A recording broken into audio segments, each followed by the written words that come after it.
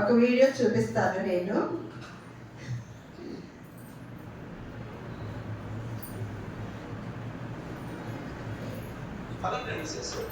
ప్రధానమంత్రి నరేంద్ర మోడీ గారు గతంలో బ్రిటిష్ రూల్స్ అన్నింటినీ కూడా మార్చేస్తున్నారు. ఆ వాసన లేకుండా చేయాలి అనేది ఆయన యొక్క లక్ష్యంగా కనిపిస్తుంది. అందులో భాగంగా అనేకమైనటువంటి మార్పులను తీసుకొస్తున్నారు. దాంట్లో ఒకటి ఆదివారం సెలవు అనేది తొలగించాలి అని ఒక నిర్ణయం ప్రాథమికంగా తీసుకున్నట్టు తెలుస్తుంది. అది కూడా జార్ఖండ్ రాష్ట్రంలో దుంకా అనేటువంటి ప్రాంతంలో ఆయన ప్రసంగిస్తూ చేసినటువంటి వ్యాఖ్య కింద ఇప్పుడు సోషల్ మీడియాలో వైరల్ అవుతుంది. సడన్గా ఇప్పటి వరకు కూడా మనం ఆదివారం అనగానే మన మూడంతా కూడా సెలవు కింద వెళ్ళిపోతుంది. శనివారం సాయంత్రం నుంచి ఆదివారం మొత్తం సెలవు అనేటువంటి మూడులోకి వెళ్ళిపోతూ ఉంటాం. ఇది బ్రిటిష్ కాలం నుంచి వస్తున్నటువంటి ఒక ఆనవాయితీ, సాంప్రదాయం కాదు, సంస్కృతి కాదు, ఆనవాయితీ. బ్రిటిష్ వాళ్ళు పెట్టారు. ఎందుకంటే వాళ్ళకి సండే ఇంపార్టెంట్.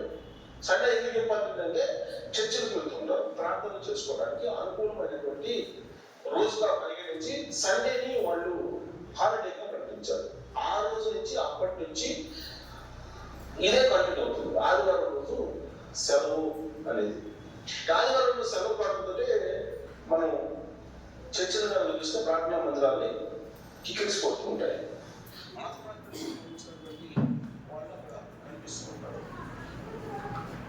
ఈ మధ్య చేసిన వీడియో 2-3 రోజులే, 4 రోజులు అవుతుంది అనమాట ఈ వీడియో వచ్చి.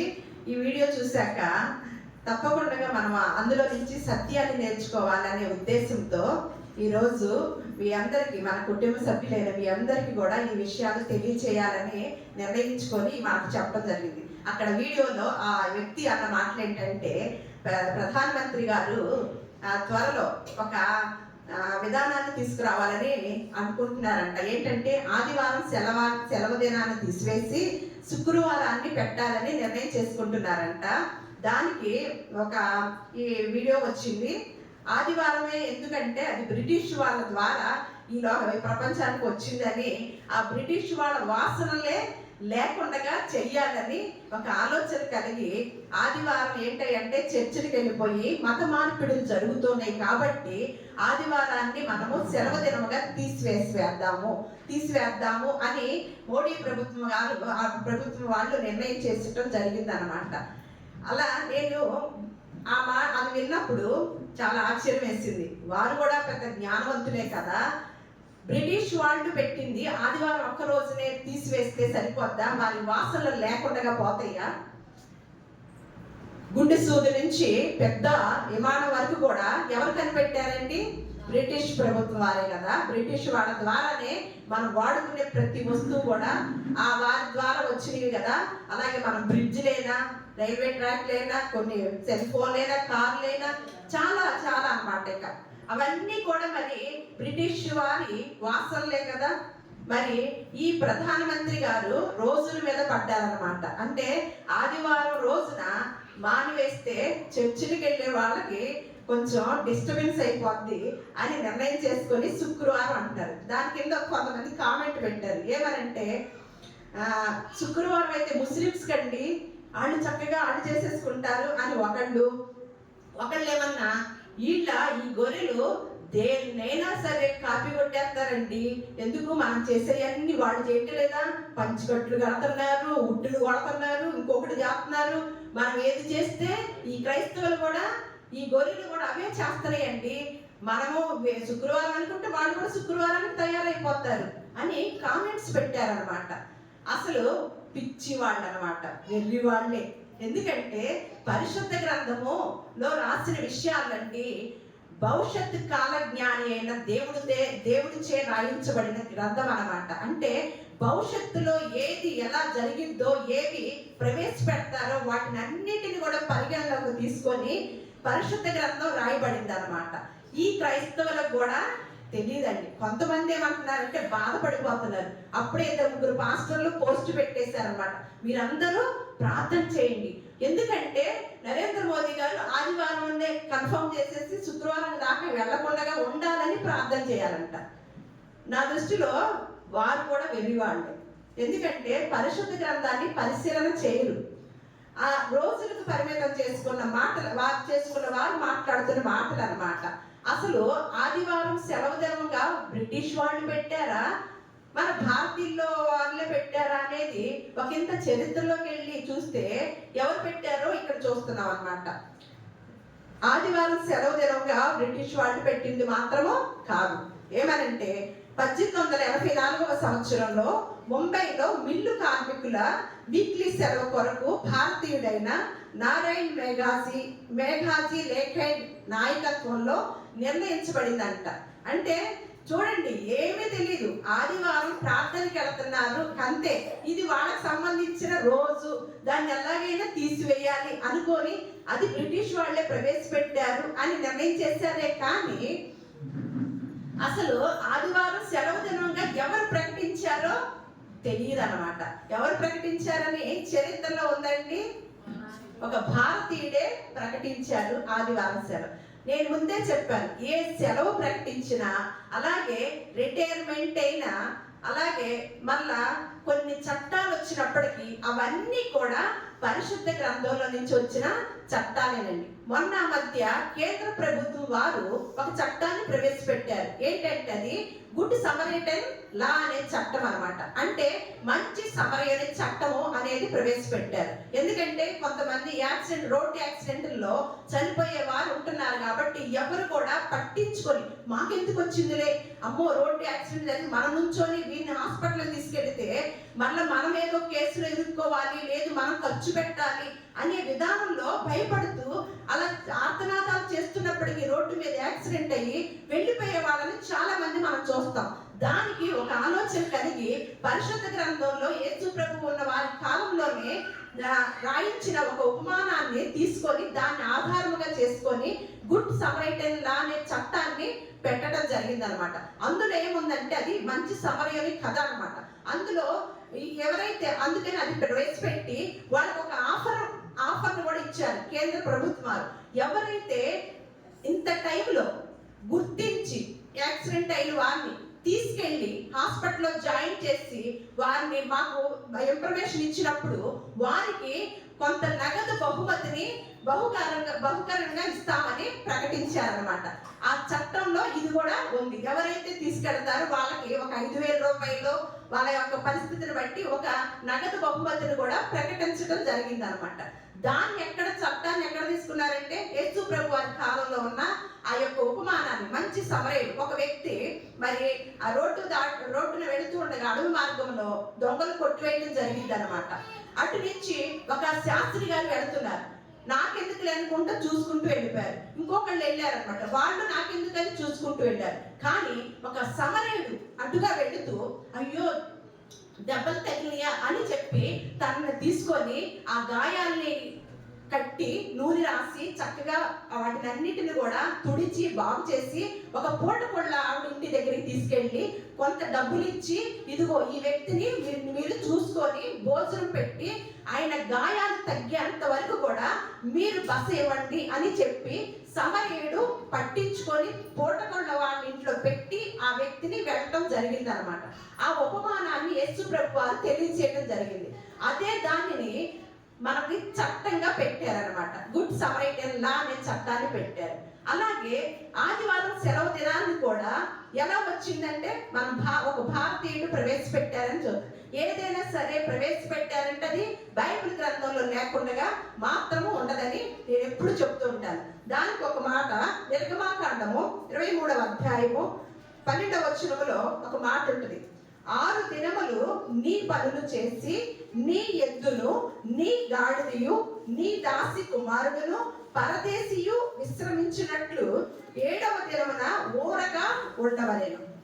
అంటే 6 దినములు కూడా మీరు పనులు చేసుకోండి. మీ దాసి కూడా ఏకంగా చూడండి, మన ఇంట్లో వచ్చిన బంధువులు, మన దాసీలు, అదే ఆ యొక్క ఎట్లు, ఇంట్లో పనివాళ్ళు, జీవరాశి అన్నీ కూడా ఎలా ఉండాలంట, విశ్రాంతి తీసుకోవాలని 6 దినాలు కూడా కష్టపడ్డారు. కాబట్టి 7వ దినమున ఏమి పని చేయకుండా మీరు ఊరకుండవలని ఒక విధానాన్ని తీసుకొచ్చారు. ఒక మాటని నిర్గమాకాండలో మోషే ద్వారా పాత నిబంధనలో ఆ విధానాన్ని తీసుకొని వారంలో రెస్ట్ ఇస్తే మంచిది అని ఒక నిర్ణయం తీసుకొని వీక్లీ ఒక సెలవుని ప్రకటించుకొని అది ఆదివారంగా ప్రకటించుకున్నారు.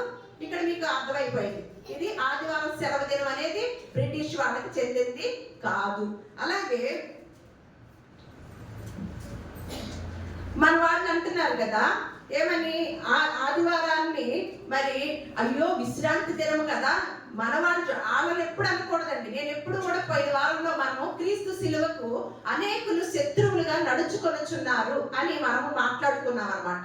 ఎక్కడో ఉండరండి, మనలోనే శత్రువులు ఉంటారనమాట. మనకేంటంటే అవగాహన కలిగి ఉంటాం. ఎవరి మీద ఆధారపడతాము? మనం వెళ్ళే పాస్టర్ల మీద ఆధారపడటం వల్ల మనం పరిశుద్ధ గ్రంథంలో ఏముందో అసలు పరిశీలించలేకపోవటం వల్ల అసలు ఇందులో ఉన్న విధానం తెలియకుండా పోయిందనమాట. అందుకనే చాలా మంది బాధపడుతూ ప్రార్థన చేయాలి, ఆదివారం మానకూడదు, ఆదివారం అనేది అది తీసివేయకూడదు అని అన్నారు. అసలు ఏమి జ్ఞానాన్ని పొందుకున్నారండి క్రైస్తవులు?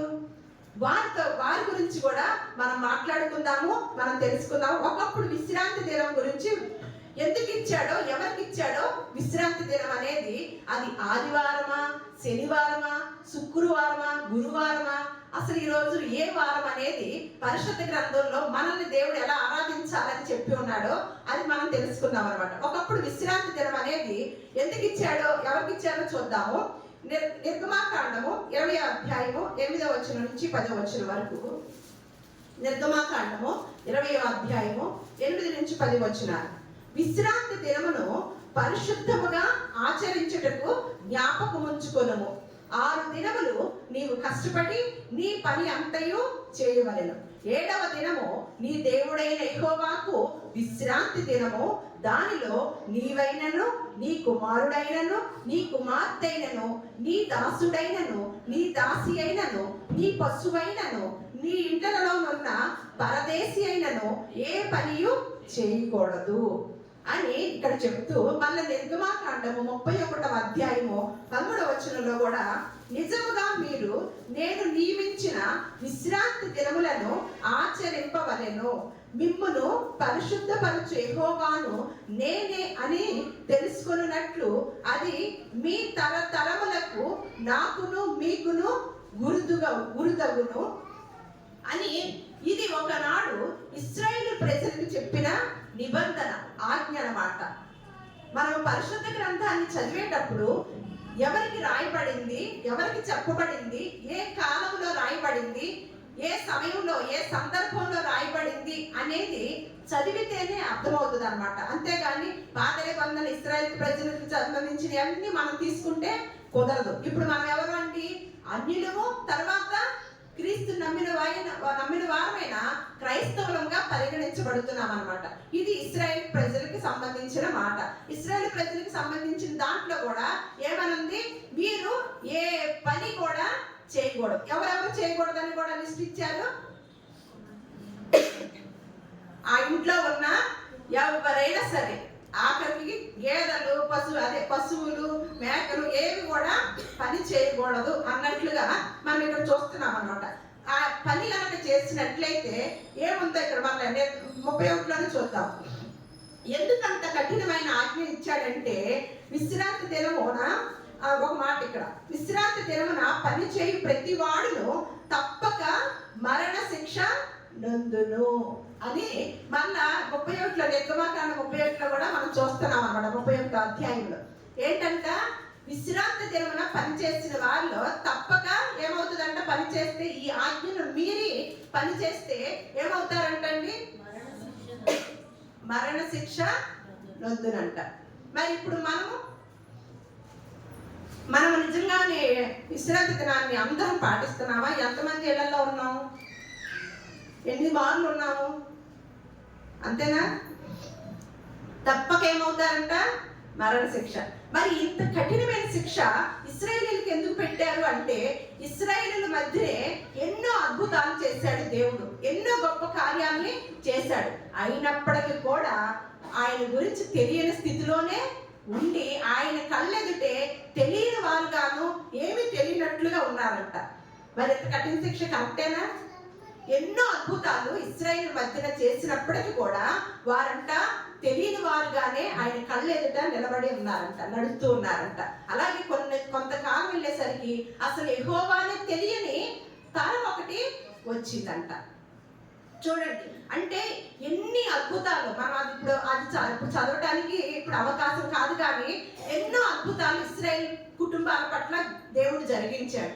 అయినప్పటికీ కూడా తెలియని స్థితిలో ఉన్నట్టు బట్టి వాళ్ళకు ఒక కండిషన్ పెట్టాడు అనమాట. మనం కూడా మన పిల్లల విషయంలో కూడా మనం అలాంటివి పెడతా ఉంటాము.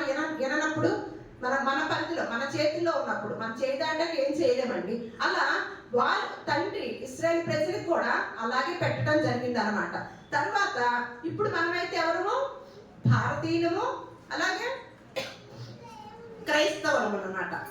అలాగే ఇశ్రాయేలుకి చెప్పిన ఆ దేవుడే తర్వాత కాలం వచ్చే వరకు, అది కూడా ఈ ఆజ్ఞ ఎప్పటి వరకు అంటే మళ్ళా యేసు ప్రభు వారు వచ్చేంత వరకే అన్నమాట. గుర్తుంచుకోండి, ఈ ఆజ్ఞ యేసు ప్రభు వారు వచ్చేంత వరకే. కానీ ఇశ్రాయేల్ ప్రజలు ఆ ఆజ్ఞను పాటించేవారు అన్నమాట. తర్వాత కాలంలో ఆ ఇశ్రాయేల్ ప్రజలకు మన భారతీయులైన క్రైస్తవులైన మనకు ఏమని తెలియజేస్తున్నారో హెబ్రీయులకు రాసిన పత్రిక 8వ అధ్యాయము 8 నుంచి 13 వచనాలు చదువుదాము. హెబ్రీయులకు రాసిన పత్రిక 8వ అధ్యాయము 8 నుంచి 13 వచనాలు. ప్రభు ఇట్లనెను, ఇదిగో ఒక కాలము వచ్చుచున్నది, అప్పట్లో ఇశ్రాయేలు ఇంటి వారితోనూ యూదా ఇంటి వారితోనూ నేను క్రొత్త నిబంధన చేయుదును. అంటే పాతది ఏం చేయబోతున్నాడండి? తీసివేయబోతున్నాడంట. ఎవరెవరితోనంట?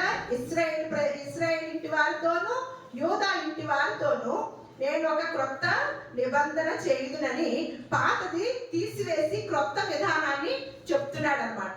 మళ్ళీ పాత నిబంధన గ్రంథంలోనే హోషియా గ్రంథంలో చూద్దాం. నేను నిర్గమకాండంలో ముందే చెప్పాను, అది మీరు గుర్తుంచుకోండి. ఏమేమంటున్నాడు? మీరు తప్పకుండా ఇలాగే పాటించాలి అని ఒక కండిషన్ పెట్టిన ఆయన, విశ్రాంతి దినాన్ని ప్రత్యేకంగా కండిషన్ పెట్టిన ఆయన హోషియా గ్రంథానికి వచ్చేసరికి 2వ అధ్యాయం 11వ వచనంలో దాని ఉత్సవ కాలములను, పండుగలను, అమావాస్యలను, విశ్రాంతి దినములను, నియామక కాలములను మాన్పింతును. ఏమంటున్నాడు? దాని ఉత్సవ కాలములను, మరి విశ్రాంతి దినాన్ని ఇవన్నీ కూడా ఆచరించమన్న వ్యక్తే దేవుడే. తర్వాత హోషియా గ్రంథానికి వచ్చేసరికి ఏమంటున్నాడు? మాన్పిస్తాను అంటున్నాడు అనమాట. క్రొత్త విధానాన్ని, దీని బదులు క్రొత్తది ఇవ్వబోతున్నట్లుగా చెప్పాడు. మళ్ళా క్రొత్త నిబంధనకు వచ్చి గలతీయులకు రాసిన పత్రిక 4వ అధ్యాయము 10వ వచనంలో కూడా చూద్దాం.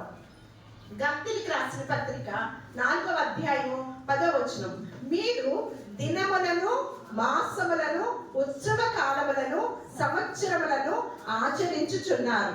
మీ విషయమై నేను పడిన కష్టము వ్యర్థమైపోవునేమో అని మిమ్మల్ని గూర్చి భయపడుచున్నాను అని ఎవరంటున్నారు?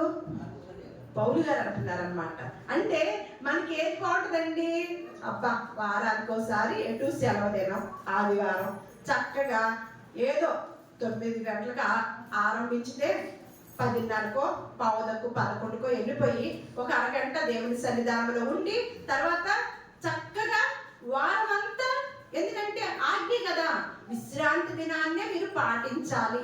మొదటి పాత నిబంధనలు ఆజ్ఞ కదా, దాన్ని ఏం చేస్తున్నాం? మిగతా వాటిని అన్ని వదిలేసి, అప్పుడు ఇశ్రాయేలు ప్రజలు ఎలా ఉండేవారో మరి అవన్నీ వదిలేసి మనం కూడా ఏం చేస్తున్నామండి? మనకు కూడా ఏది కావాలి? ఇదే కావాలి. ఈ రోజు మాత్రం ఏదో ఒక టైంలో దేవుని సన్నిధానంలో గడిపేసి తర్వాత వారం అంతా ఎవరి పనుల్లో ఉంటారు? దేవుడి పనుల్లోనా, మన పనులా? అందుకని పౌలు గారు ఏమంటున్నారు? ఆయనకంట ఏం కలుగుతుందంట? మీరు దినములను, మాసములను, ఉత్సవ కాలములను, సంవత్సరములను ఆచరించుచున్నారు. మీ విషయమై నేను పడిన కష్టము వ్యర్థమైపోవునేమోనని మిమ్మల్ని గురించి భయపడుచున్నాను అని తెలియజేస్తున్నారనమాట. ఏమని చూడండి, అలాంటి పౌలు గారు చెప్పిన మాటని మళ్ళా యేసు ప్రభు వారు కూడా ఒక మాట చెప్పారు. మార్కు సువార్త 2వ అధ్యాయము 27వ వచనం యేసుక్రీస్తు వారే చెప్తున్న మాట అన్నమాట.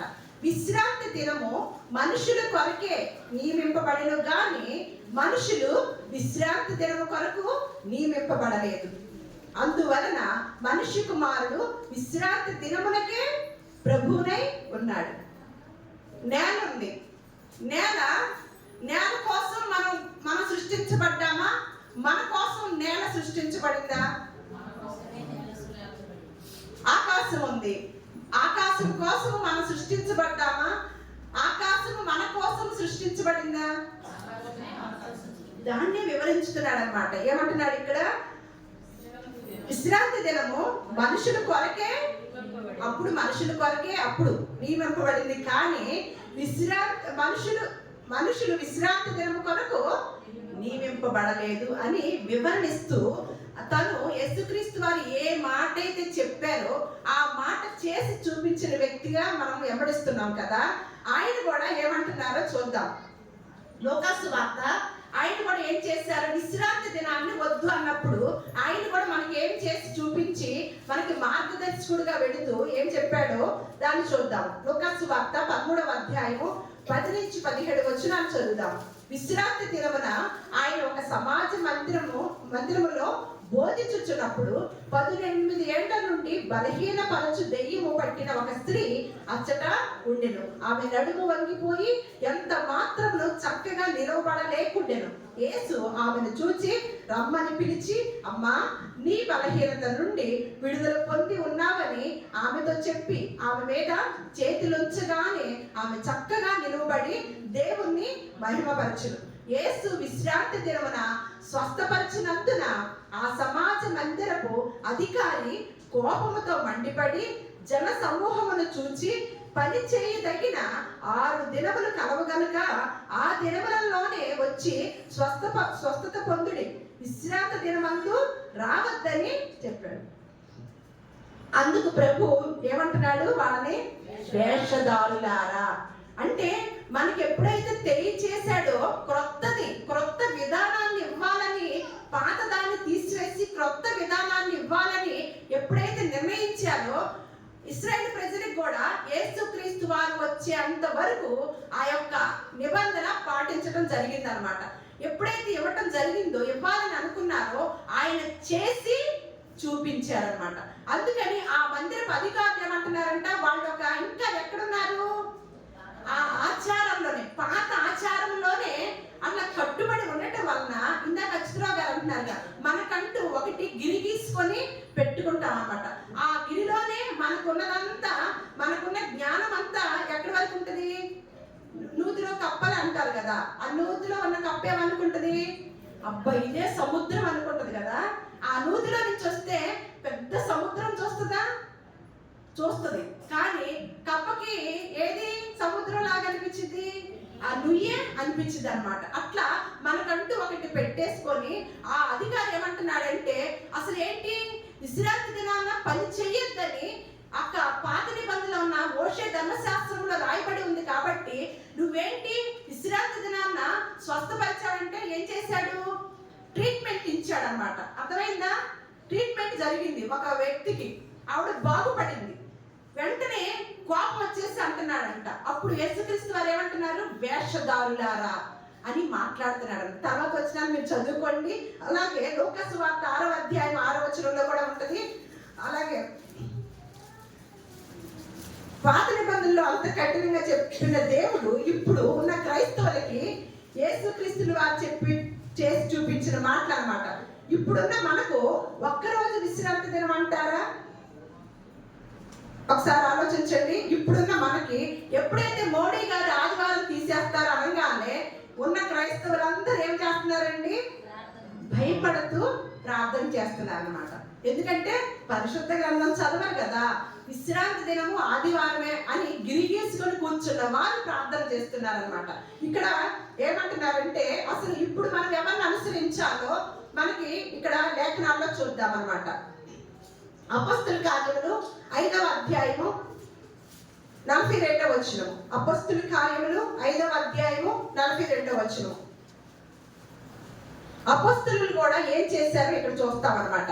ప్రతి దినము దేవాలయములోను ఇంటింటను మానక బోధించుచు యేసే క్రీస్తని ప్రకటించుచుండిరి అంట. ఏం చేస్తున్నారంట? వారానికి ఒక రోజున కలుసుకుంటూ ఏం చేశారు? అంతేనా? ఉంది వారానికి ఒక రోజేనా? ఏమంటున్నాడు ఇక్కడ?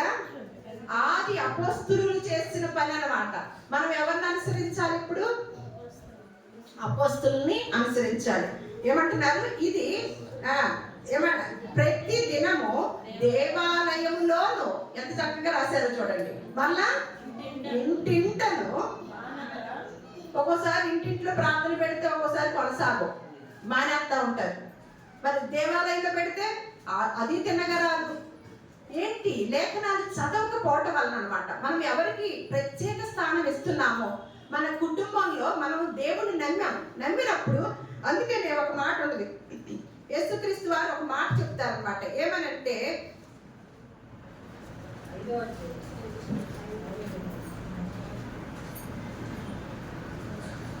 మీరు అసలు ఏమి వినుచున్నారో జాగ్రత్తగా చూచుకోండి.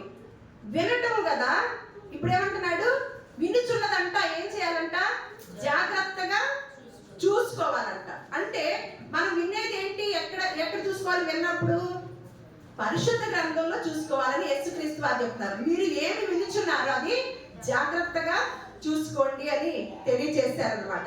అలాగే మన అపోస్తల కార్యములు 2వ అధ్యాయం 46వ వచనంలో కూడా, విశ్రాంతి దినము ఆదివారమా, శుక్రవారమా, శనివారమా? ఇక్కడ ఎన్ని వచ్చినాయో చూద్దాం, ఏ వారాలు వచ్చినాయో. ఇక్కడ కూడా ఏమంటున్నారు?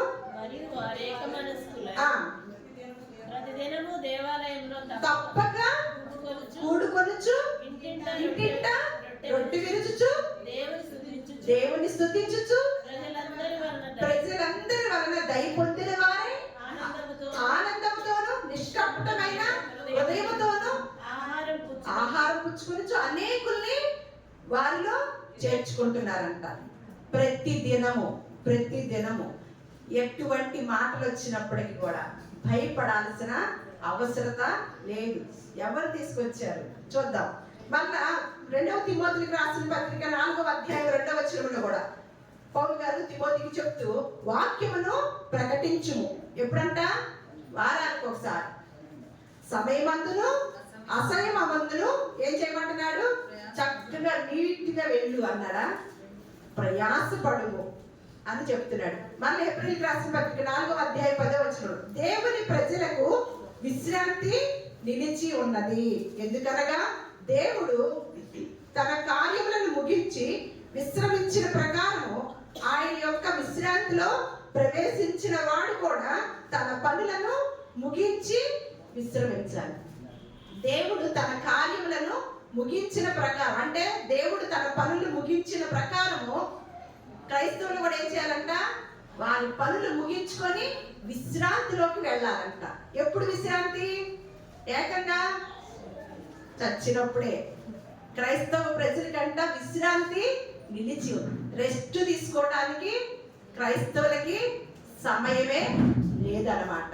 సమయం అనక అసమయం అనక అనేది ఉంది.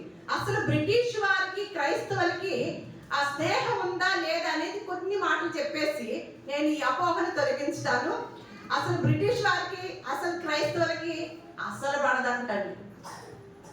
మనం కొన్ని చూసుకొని అసలు ఎందుకు పడదో కూడా నేను చెప్పి ముగిస్తాను. క్రైస్తవ మిషనరీలు అంట భారతదేశంలోకి అడుగు పెడితేనే అడ్డుకునేవారంట. ఎవరైతే క్రైస్తవ మిషనరీలు ఆ భారతదేశానికి రాబోతుంటే బ్రిటిష్ వారు వెళ్ళారు కదా, ఆ కాలంలో బ్రిటిష్ వాళ్ళ ద్వారా ఈ మతం వచ్చిందని చెప్తున్నారు కదా, వారే క్రైస్తవుల్ని మిషనరీని వచ్చినప్పుడు అడ్డుకునే వాళ్ళంటండి. అసలు రానిచ్చే వాళ్ళు కాదంట. సరికదా వాళ్ళ మీద కేసులు పెట్టేవాళ్ళంట, అరెస్ట్ చేసేవాళ్ళంట, వాళ్ళని చాలా ఇబ్బందులు పాలు చేసేవాళ్ళంట. అలా చేస్తూ ఉన్న సమయంలోనే విలియం కేరీ అందరికి తెలుసు కదా, ఆయన కూడా ఒక లేఖలో ఒక మాట రాశాడంట. ఏమనంటే,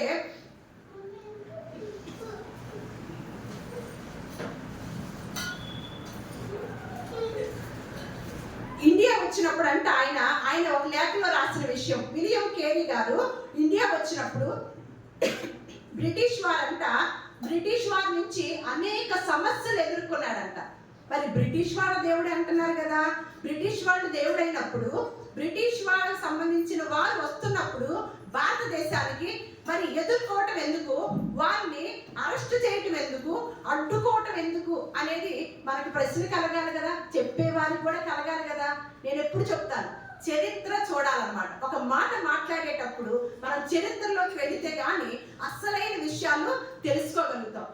సరిగదా బ్రిటిష్ వాళ్ళంట హిందూ దేవుళ్ళకి, హిందూ గుళ్ళకి ప్రాధాన్యత ఇచ్చేవాళ్ళంటండి. క్రైస్తవ మిషనరీలు మాత్రము అసలు రాకుండా అడ్డుకునేవారంటండి. దాన్ని ఎవరు చెప్పారంటే ఒక భారతీయుడు చెప్పాడండి, ఒక పుస్తకంలో రాశాడంట ఈ విషయాన్ని. ఎవరంటే ఆయన మామిడిపూడి వెంకట రంగయ్య గారంట. ఆయన రాసిన పుస్తకము భారత స్వాతంత్రోద్యమ చరిత్ర అనే పుస్తకంలో ఒక విషయాన్ని ప్రస్తావించారంట. ఏమనంటే భారతీయులను క్రైస్తవులుగా చేయటం పట్ల చాలా కాలం వరకు కంపెనీ అధికారులు విముఖులుగా ఉండినందున బ్రిటన్ నుండి క్రైస్తవ మత ప్రచారానికి మిషనరీల రాకకు బ్రిటిష్ వారు అడ్డుపడిరి అని రాశారంట. ఎవరు రాశారండి? ఒక భారతీయుడు చెప్తున్న మాట అన్నమాట. ఎవరంటే అడ్డుపడింది? బ్రిటిష్ వాళ్ళే అడ్డుపడ్డారంట. ఎందుకు బ్రిటిష్ వాళ్ళు క్రైస్తవ్యానికి వ్యతిరేకంగా ఉన్నారో అర్థమైందా? తెలుసా మీకు? ఏమన్నా అర్థమవుతుందా? ఆడదేవుడే కదండి, వాళ్ళ దేవుడని మేము ఎప్పుడు దాకా అనుకుంటున్నాం కదా. వాళ్ళే క్రైస్తవులను ఎందుకు అడ్డుపడ్డారు, క్రైస్తవ సువార్త ఎందుకు ప్రకటించకుండా చేశారు అని మీకు ప్రశ్న రాలేదా? వచ్చిందా సమాధానం వచ్చిందా? ప్రశ్న వచ్చింది. సమాధానం ఎందుకో తెలుసండి, పరిశుద్ధ గ్రంథము వండర్ అండి. అందులో ఉంది, అది ఏంటంటే ప్రేమ లేఖండి. పరిశుద్ధ గ్రంథము ప్రేమ ప్రేమ ప్రేమ. ఈ మిషనరీలు వచ్చి ఏం సువార్త ప్రకటిస్తారండి? నిన్ను వలె నీ పొరుగు వారిని ప్రేమించు అని చెప్తారు. మళ్ళా ఇంకేమంటారు? నీ శత్రువుల సైతం కూడా ప్రేమించు, ఈ చెంప మీద కొడితే ఆ చెంప చూపించు. అలాగే ఇంకేమంటారు?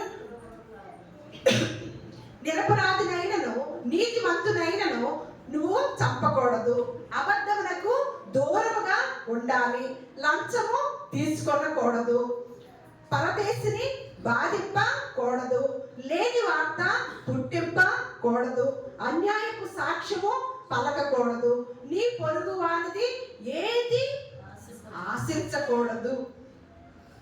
అలాగే నీ గ్రామంలో ఉన్న పరదేశులలో నేమి దీన దరిద్రుడైన కూలి వారిని బాధింపకూడదు, ఏ నాటి కూలి ఆనాడు ఇయ్యవలెను, తండ్రి లేని వానికే గాని విధవరానికే గాని న్యాయము తప్పి తీర్పు తీర్చేవాడు శాపగ్రస్తుడు అని ఇలాంటివన్నీ ఉన్నాయండి. ఇవన్నీ బ్రిటిష్ వాళ్ళకి ఏమనిపిస్తాయి? అసలు వాళ్ళు ఏం చేయడానికి వచ్చారు ఇక్కడికి? భారతదేశాన్ని ఆక్రమించుకోవాలని, బాగా బానిసలుగా చెయ్యాలని వచ్చి కంకణం కట్టుకొని మనకి కొన్నిటిని ప్రవేశపెట్టి వెళ్ళారనుకోండి. అలా చేసే వ్యక్తులు ఈ సువార్త ప్రకటిస్తే ఏం జరిగిద్దండి? భారతీయులు ఎవరి మీద తిరగబడతారు? బ్రిటిష్ వాళ్ళు. ఎందుకు? పరిశుద్ధ గ్రంథంలో ఉన్న సిద్ధాంతం అంతా కూడా ప్రేమ ప్రేమ ప్రేమ. నీ పరదేశిని బాధింపకూడదు. వాళ్ళు ఏం చేస్తున్నారు? వాళ్ళకి మనం ఎవరు? ఏం చేయడానికి వచ్చారండి? మరి మోడీ గారు ఏమంటున్నారు? అనేక క్రైస్తవ మీద వ్యతిరేకులు ఏమంటున్నారండి? ఇది బ్రిటిష్ వాళ్ళది, బ్రిటిష్ వాళ్ళే ఎవరెవరిని చంపారంట? అల్లూరి సీతారామరాజుని చంపారంట, ఇంకెవరెవరో చంపారు కదా. ఈ సువార్త బ్రిటిష్ వాళ్ళు కనుక వింటే అల్లూరి సీతారామరాజుని ఇంకా కొంతమంది నాయకుల్ని చంపుతారండి. ఈ సువార్తని ఆ యొక్క క్రైస్తవుల ద్వారా అందనివ్వకుండా చేయటానికి చాలా ప్రయత్నాలు చేస్తూ వచ్చారనమాట. చాలా ప్రయత్నాలు చేసి అడ్డుకున్న వారు, అలాగే వాళ్ళని ఇబ్బంది పెట్టిన వారిలో కూడా బ్రిటిష్ వాళ్ళేనండి. ఇది ఎవరు రాశారు? ఒక భారతీయుడు రాశాడు అనమాట. ఒక భారతీయుడు చెప్పిన మాట అన్నమాట. ఒక భారతీయుడు ప్రవేశపెట్టింది విశ్రాంతి, ఆదివారం సెలవు దినం. కానీ ఈ దేశంలో మొత్తం ఏమంటున్నారు? బ్రిటిష్ వాళ్ళ దేవుడు, బ్రిటిష్ వాళ్ళ వాసనలే లేకుండా చేయాలి. సరే, మన క్రైస్తవులు ఎప్పుడు ఆదివారం మనకైతే బాగుండు, మనకి విశ్రాంతి ఉందా, మనకి ఆదివారమా? ఏం చేసి చూపించారు మన మార్గదర్శకుడు? విశ్రాంతి దినాన్నే పని చేసి చూపించాడనమాట. నేను ఎలాగైతే పని చేసి ఒక అనారోగ్యంగా ఉన్న వారిని, పాపంలో మునిగి ఉన్న వారిని ఏం చేశాడు? ఒక పని చేశాడు, వాళ్ళని రక్షించాడు, స్వస్థపరిచాడు. మనకు కూడా ఏం చెప్పెళ్ళాడు? పనులు చేయాలి. పనులు చేసిన వారికే విశ్రాంతి. పొద్దునెళ్ళి సాయంత్రం దాకా కష్టపడి వచ్చారనుకోండి, వాళ్ళకి ఎలా నిద్ర వచ్చిందండి? చాలా ఎంత బాధ ఉన్నా సరే అలిసిపోయి నిద్రపోతారు. ఈ రోజంతా ఏసీ వేసుకుంటా ఇంట్లోనే అంత పనివాళ్ళు ఉండి ఒక్కడే కూర్చున్నాం, నిద్ర పట్టిద్దా? ఆ నిద్ర కూడా హాయిగా ఉంటుందా? ఎందుకు? పని పాట లేదు కాబట్టి. మరి మనం ఇక్కడ ఏమైనా పని పాట చేయకుండా అక్కడికి వెళ్ళి విశ్రాంతి తీసుకోవాలంటే కుదిరిద్దండి? అందుకనే ఇప్పుడున్న క్రైస్తవులకి విశ్రాంతి నిలిచి ఉంది. అందరూ కూడా సమయం అనక అసమయం అనక అందరూ కూడా ఏం చేయాలండి? పనులు చేయాలి.